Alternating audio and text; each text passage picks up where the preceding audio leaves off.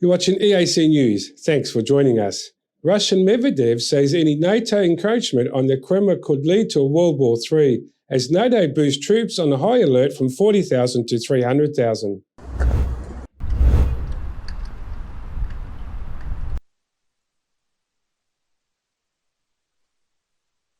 Any encroachment on the Crimea Peninsula by a NATO member state could amount to a declaration of war on Russia, which could lead to World War III, Russia's former president Dmitry Medvedev was quoted as saying on Monday. For us, Crimea is part of Russia, and that means forever. Any attempt to encroach on Crimea is a declaration of war against our country, Medvedev told the news website documentaries. And if this is done by a NATO member state, this means conflict with the entire North Atlantic Alliance, a World War III, a complete catastrophe. Medvedev, now deputy chairman of Russia's Security Council, also said that if Finland and Sweden joined NATO, Russia would strengthen its borders and would be ready for retaliation steps, and that could include the prospect of installing Iskander hypersonic missiles on their threshold.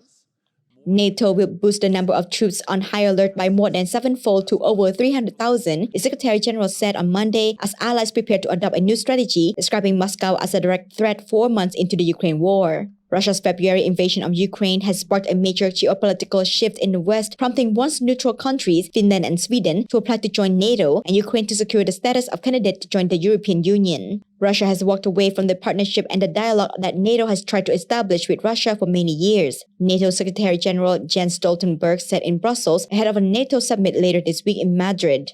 They have chosen confrontation instead of dialogue. We regret that, but of course, then we need to respond to that reality, he told reporters. The June 28th to 30th of NATO summit comes at a pivotal moment for the alliance after failures in Afghanistan and internal discord during the era of former US President Donald Trump, who threatened to pull Washington out of the alliance. Stoltenberg said NATO in future would have well over 300,000 troops on high alert compared to 40,000 troops that currently make up the alliance's existing Quick Reaction Force, the NATO Response Force.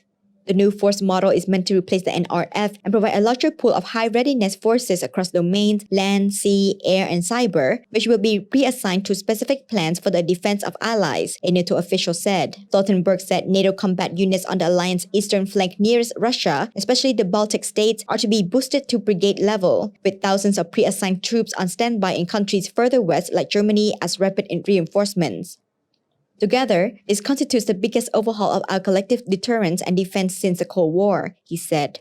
The NATO official who spoke on a condition of anonymity said the moves would enable NATO to respond with more forces at short notice should the need arise. The official added that the precise scale and composition of the force was still being worked on and that the transition was planned for completion in 2023. At the summit, NATO will also change its language on Russia from the current wording enshrined at its Lisbon summit in 2010, describing Moscow as a strategic partner.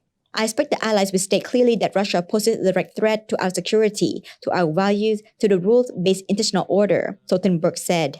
At the same time, Stoltenberg dampened hope for a breakthrough at the summit to overcome Turkey's opposition to the membership bids of Sweden and Finland. I will not make any promises or speculate about any specific timelines. The summit has never been a deadline, said Stoltenberg, who is scheduled to meet the leaders of all 3 countries in Madrid on Tuesday.